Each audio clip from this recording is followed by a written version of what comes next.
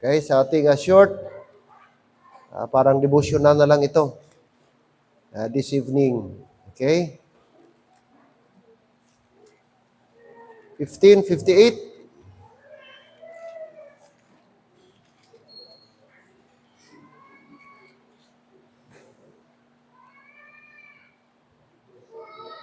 Okay, let's read all together, please. Verse 58. Verse number 58, chapter 15, verse 58. Read. Therefore, my beloved brethren, be steadfast, unmovable, always abounding in the work of the Lord, for as much as you know that your labor is not in vain in the Lord. Amen. Let's pray, dear God. Thank you for this evening. Thank you, Lord, sa fair weather. Thank you, Lord, for your protection sa bawat isa po sa amin. Allowing us na rating dito, Lord, sa aming sanctuary, ang house of God, together with the brethren, once again, for one purpose, for our midweek service, Bible study, and prayer meeting. Tonight, Lord, we pray that you would prepare our hearts and minds once again sa pag-receive, pag-meditate, pag-study ng Word of God. May you help us, Lord, na aming, Lord, maisabuhay, ma-put into practice anything na aming ma-learn this evening. Help us, Lord, na kami not only a mere hearer, but instead help us na maging doer of your word. This evening, we pray, dear God, maging aming devotional or aming discipleship after this. I pray, Lord, na maging successful. I pray, dear God, na one way ito na ma-strengthen, ma-equip pa ang bawat isa po sa amin. Marami pong salamat. And we pray that the Holy Spirit of God will be the one magturo sa amin this evening. I pray na maging encouragement po yung salita this evening. In Christ's name I pray. Amen and amen. All right, be seated please.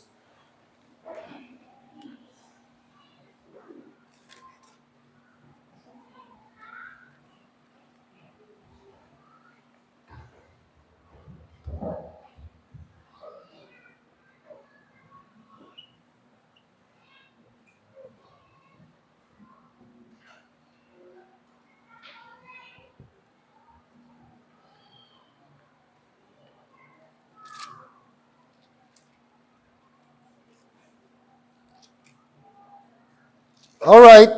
Chapter 15, maraming i-mention si Paul. He mentioned about the rapture.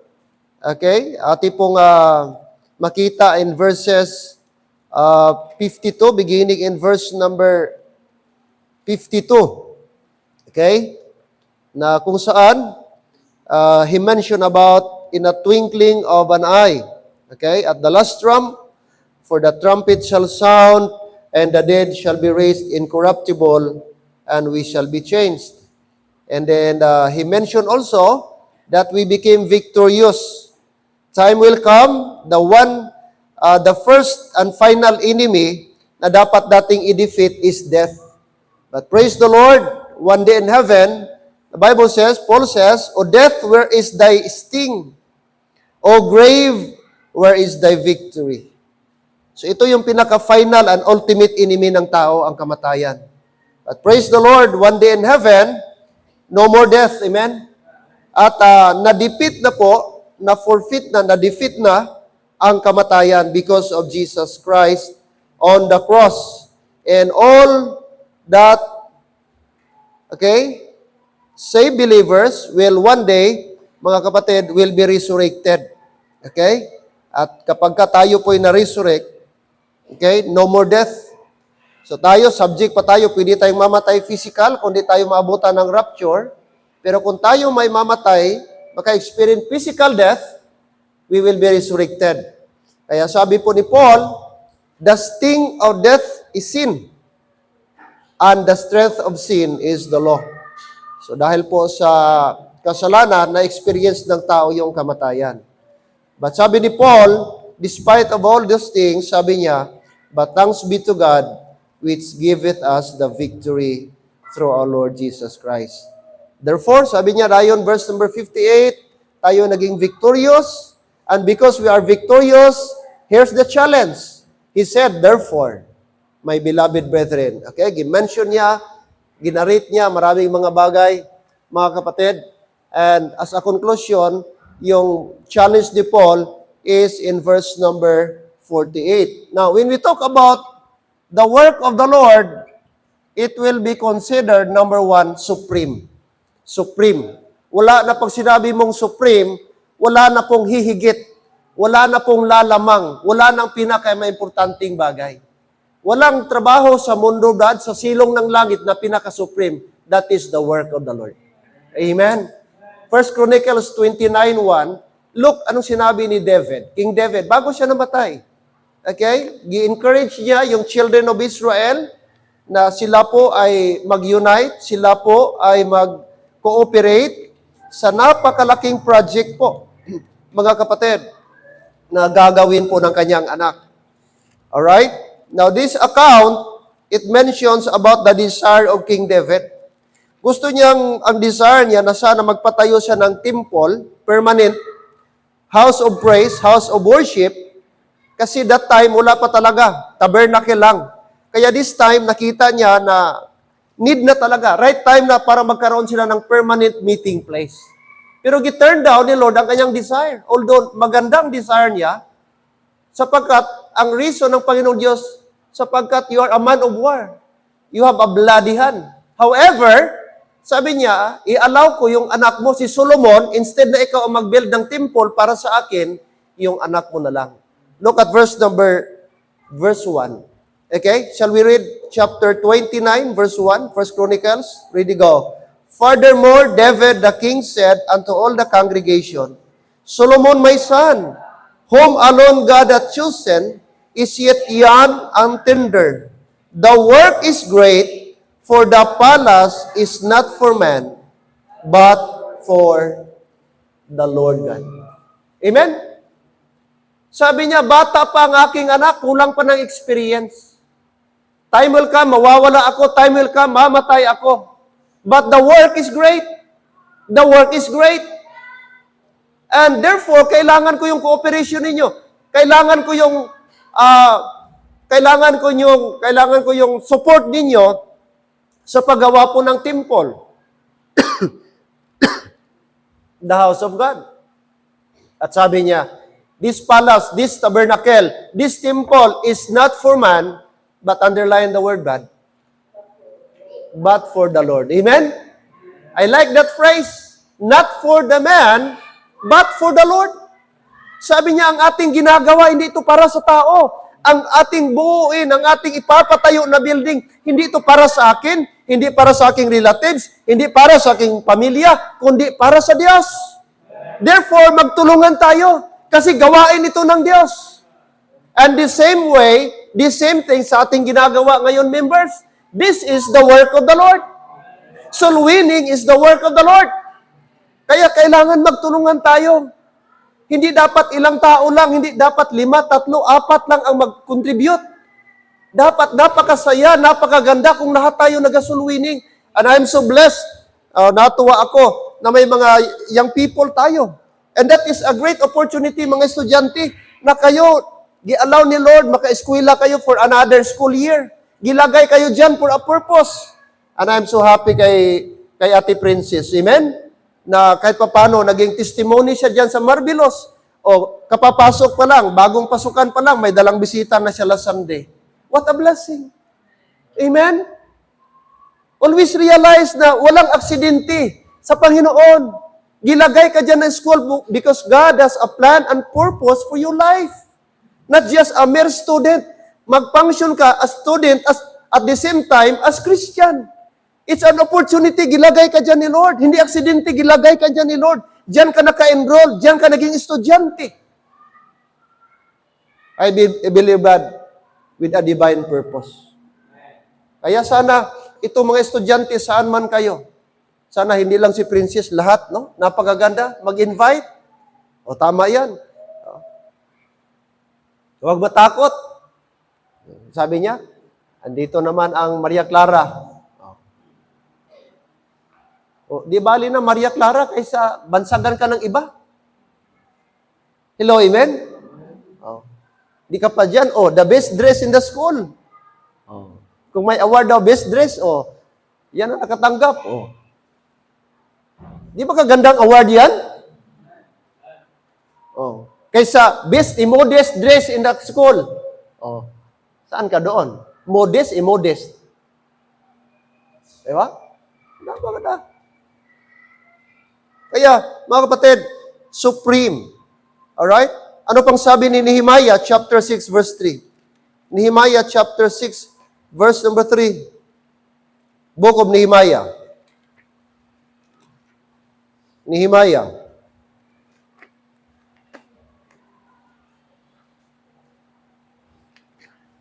Nehemiah, chapter number 6, verse number 3. Chapter 6, verse number 3. Dito naman, binigyan siya ng invitation. At hindi lang po isa, dalawa, tatlo. In fact, kaapat po ito na invitation pinadalhan si Nehemiah ng kanyang mga kalaban, kanyang mga opposition, para mag-meet sila. Alright? Look at verse number 2. That Sanballat and Geshem sent unto me, nagpadala ng messenger si Sanballat. Ito yung mga antagonist. Ito yung nag-oppose sa construction sa wall of Jerusalem. Nagpadala sila ng messenger saying, "Come, let us meet together in some one of the villages in the plain of Ono." So saan sila mag-meet? Sa plain of Ono. Doon ang kanilang venue, meeting place. So, laman ng sulat doon sa messenger. But they thought to do me mischief. Anong plano nila?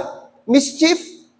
Gusto nilang i-meet si Nehemiah, itong si Sanballat at Geshem. Tapos pag nakita sila sa plain of Ono, ang plano pala nila, patayin nila si Nehemiah. May masamang balak sila. May masamang plano. But praise the Lord, because of God's wisdom gibigay kay Nehemiah, of course with the Holy Spirit, isabihan siya, huwag kang pumunta. At ano pang great reason behind ni Nehemiah? Sabi niya, verse 3, "And I sent messengers unto them." Nag-reply siya. Nagpadala din siya ng messengers. Reply doon sa kanilang invitation, saying, "I am doing," what? "A great work, so that I cannot come down. Why should the work cease, whilst I leave it and come down to you?" Or say, kita nyo? Turn down po ni Nehemiah ang invitation. Kasi una, alam niya, masama yung plano nila. Pangalawa, he is busy. Amen? He's doing a great work. Hindi lang po gi-mention ng Bible, work, but gi-define pa ang work. Gaano gi-describe? Great work. Gi-consider, na-realize ni Nehemiah, ang gawain ng Diyos is great. Therefore, wala siyang time para i-entertain yung mga bagay na nonsense.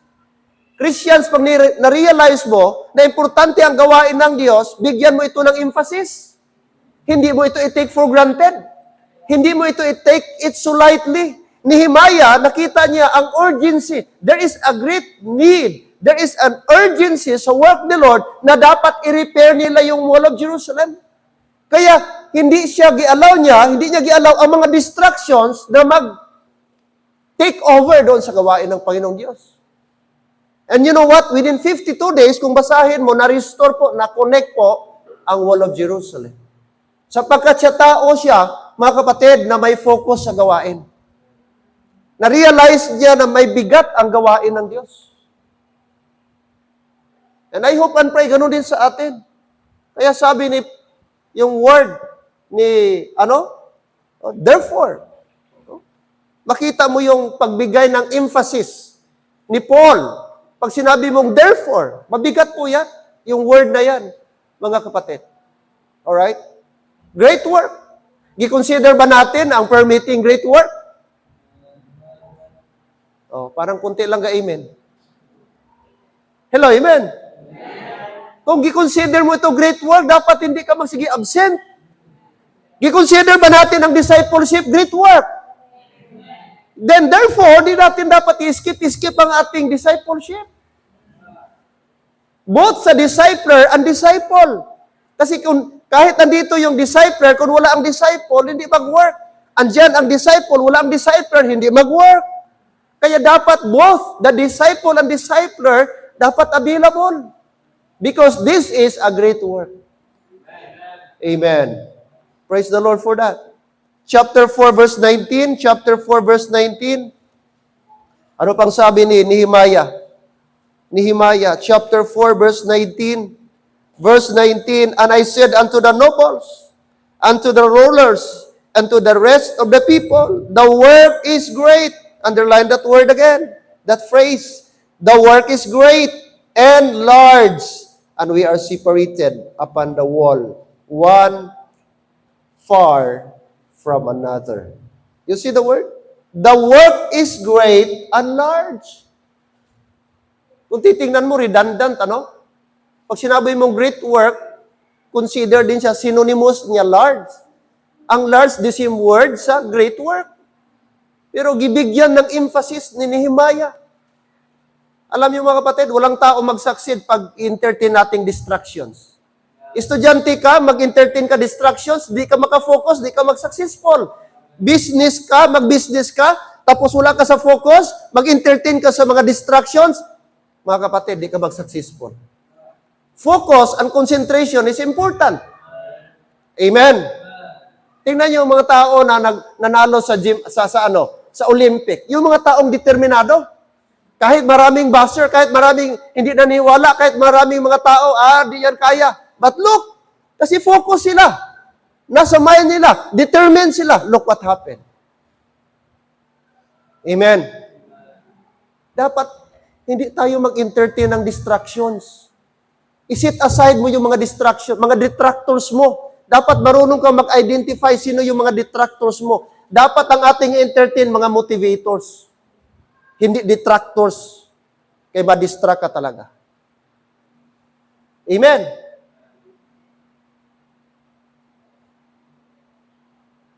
Maraming mga pastors na wala sa ministry kay gi-entertain ang mga hindi importante. Famous line ni Pastor Doug Sison, keep the main thing, the main thing.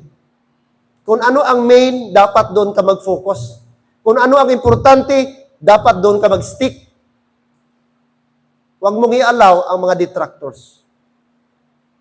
Amen. Lagay natin sa isip. Pag mag-entertain ka sa ibang bagay, lalaki ka, husband ka, mag-entertain ka ng mga detractors, basira yung family mo. Okay? So dapat, mga kapatid, it is supreme.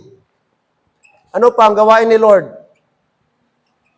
Not only supreme, but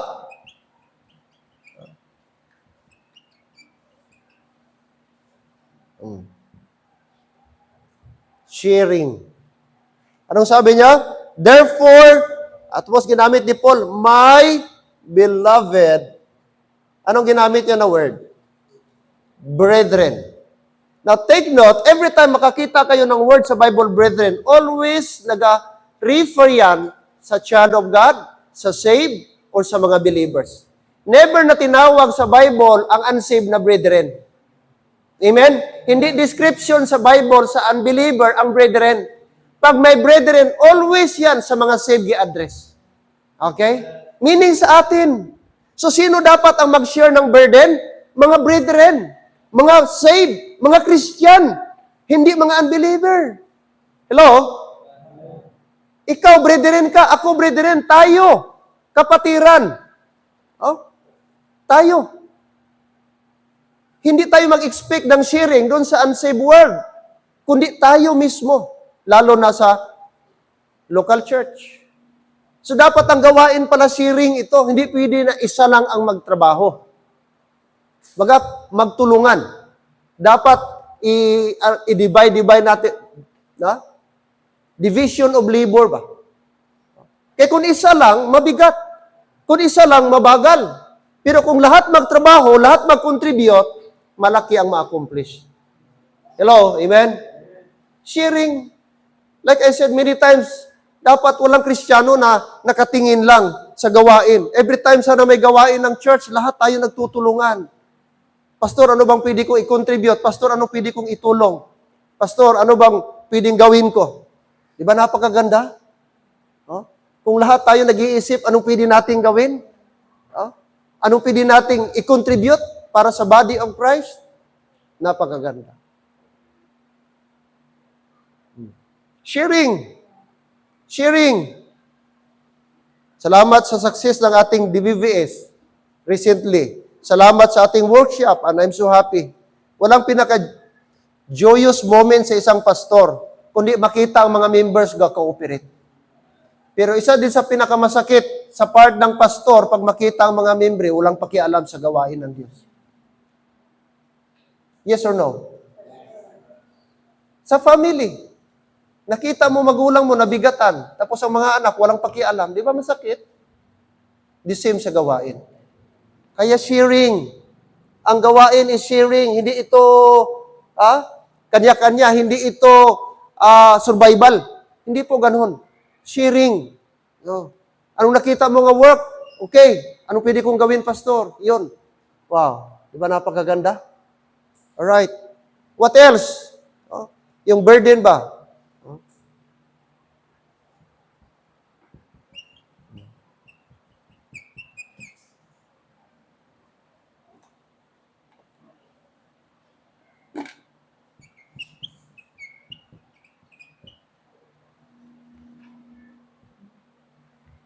Next is steadfastness.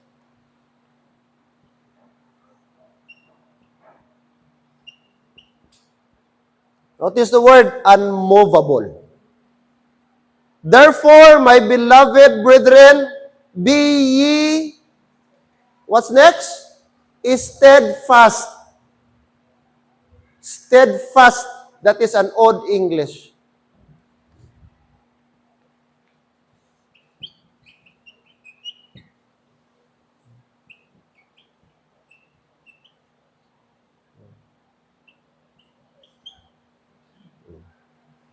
Anong ibig sabihin pag sinabing steadfast? Unmovable. Hindi na opposite siya ng movable. Hindi na move. Hindi transferable. That means firm. Firm, very strong. Ironclad. Parang naka-welding ba? Or parang naka-glue. Yun ang ibig sabihin. Hindi siya madali-dali. Kaya pag magpatayo ng building, 2-story, 3-story, kailangan ng tie beam. Para kung maglinog, yung mga poste nila, hindi magganon. Kung may tie beam, nakakonect yun siya, mag-sway lang siya, pero buong building. Kaya kung walang tie beam, mataas ang building, pag magganon ang kanilang, mag-split.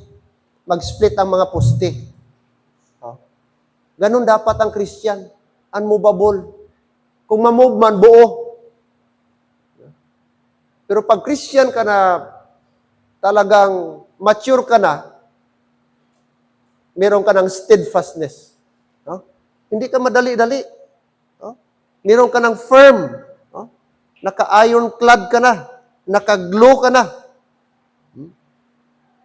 Hindi ka na easily masway. Alam mo na kung ano ang tamang teaching, anong tamang doctrine. Amen? Hindi ka na kailangang diktahan, hindi ka na bata na to and fro. Dapat ganun ang ating status, mga kapatid.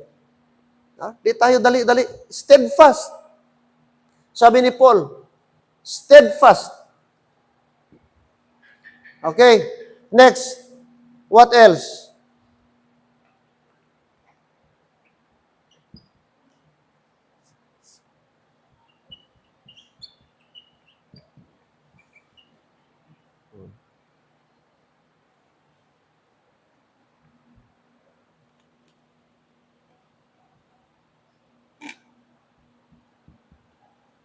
Next is successiveness. Ano bang ibig sabihin successiveness? Notice the word always. Always. What is always? Always, Pastor.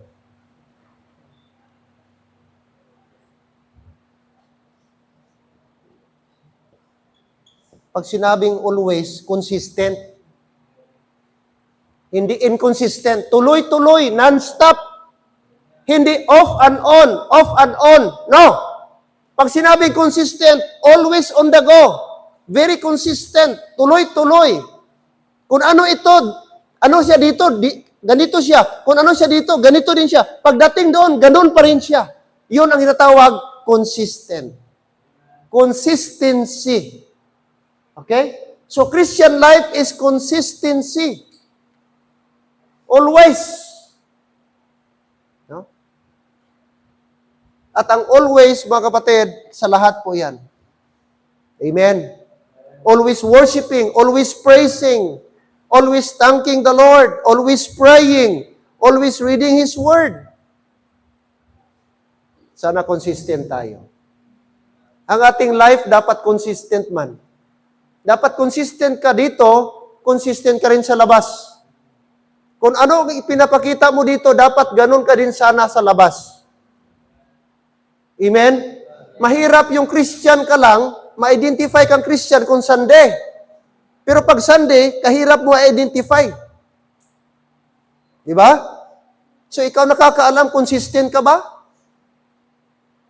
Ang pagkakilala sa tao sa iyo sa labas, consistent ka ba dito sa loob? Amen, members?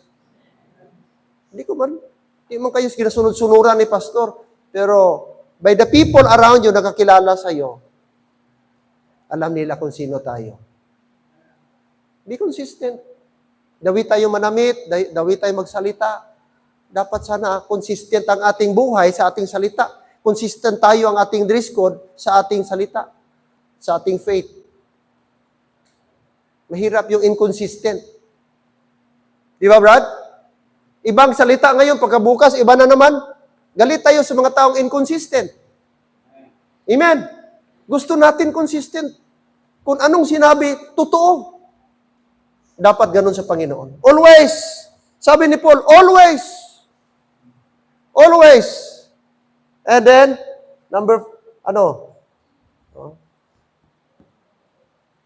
next is sprouting. Oh.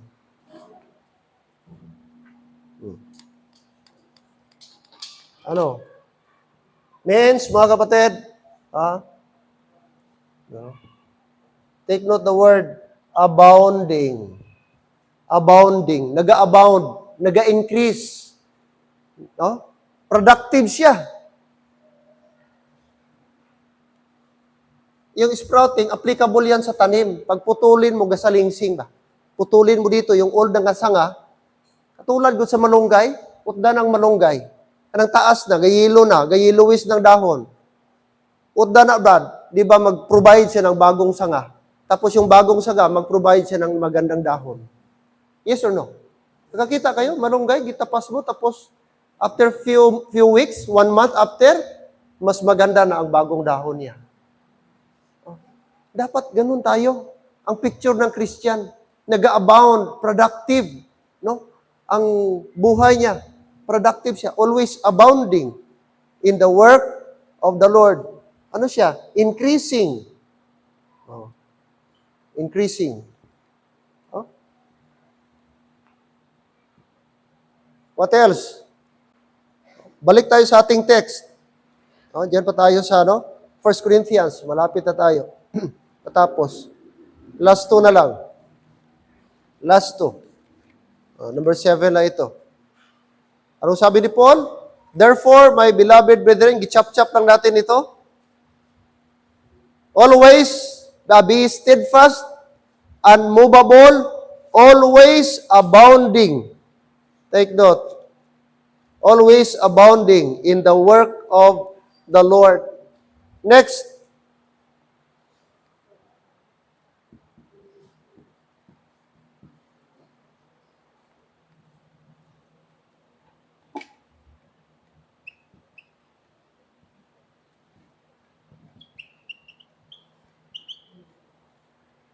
Next is sweeting. Tignan niyo po ang always abounding in the work of the Lord for as much as you know that your labor. Pag mag-labor gani, kasama na yung sweat. Amen? Pag mag-obra, may balhas gid. Magpapawis. Okay? May pawis.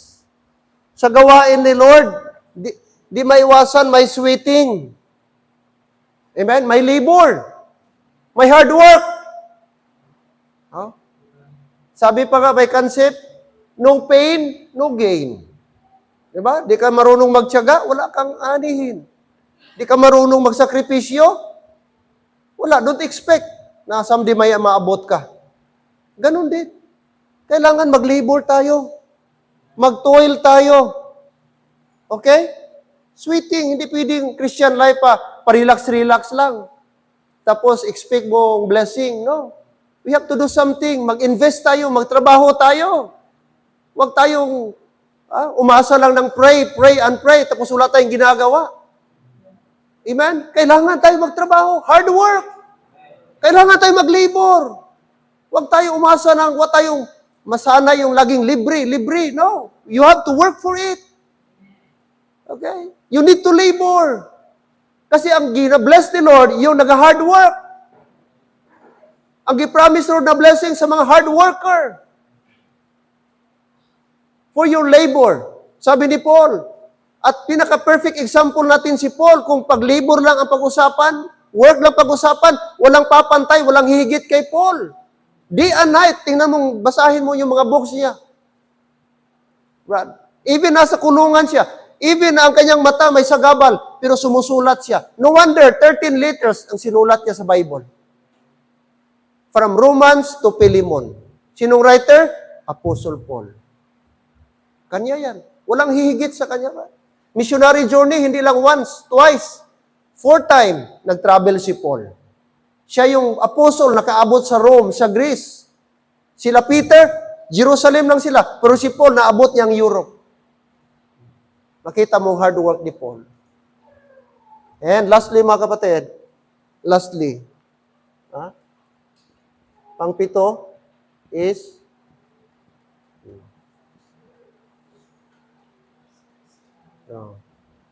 satisfying. Okay?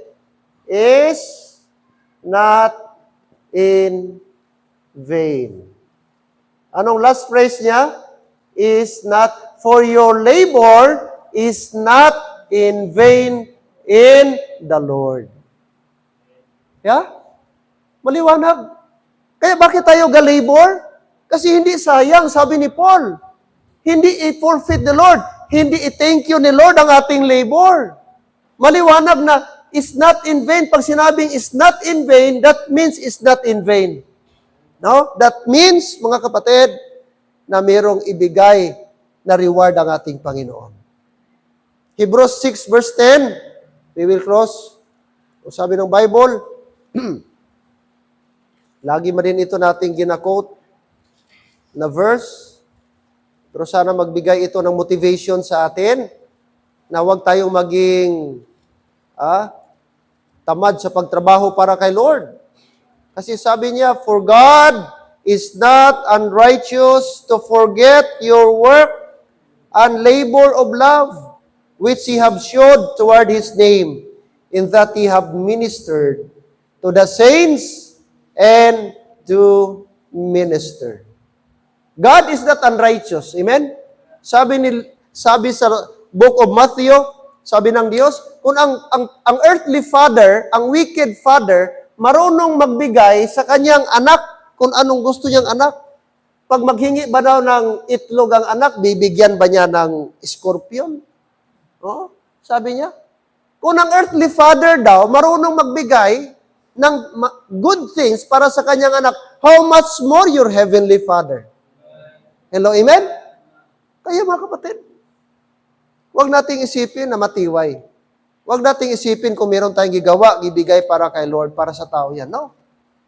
Oh? Ang pinaka-ultimate lang, i-check natin ating motive. Tama ba ang ating pagtrabaho? Kasi maging in vain yun kung wrong motive tayo. Kailangan natin ng pure heart. Amen. Kasi kahit gitrabaho mo pa, at ang pagtrabaho, hindi ito pang matagalan, patagalan. Ang ginatingnan ng Panginoong Diyos, kapatid, ang gina-measure ng Panginoon Diyos is our motive. But if our motive is right, then ang ating labor is not in vain in the Lord. Kaya the work of the Lord. Sabi ni Paul, no, dapat maging steadfast tayo because our labor is not in vain in the Lord. I hope tonight meron tayong na-learn, okay, sa ating pong Bible study and devotional, mag-motivate sa atin na tayo po, while waiting for God's coming, we will continue doing God's work. Amen? Okay, shall we all stand, please? Dear God, this evening, salamat for the lesson, salamat sa encouragement and exhortation using Apostle Paul para po, Lord, ma-motivate kami sa aming buhay.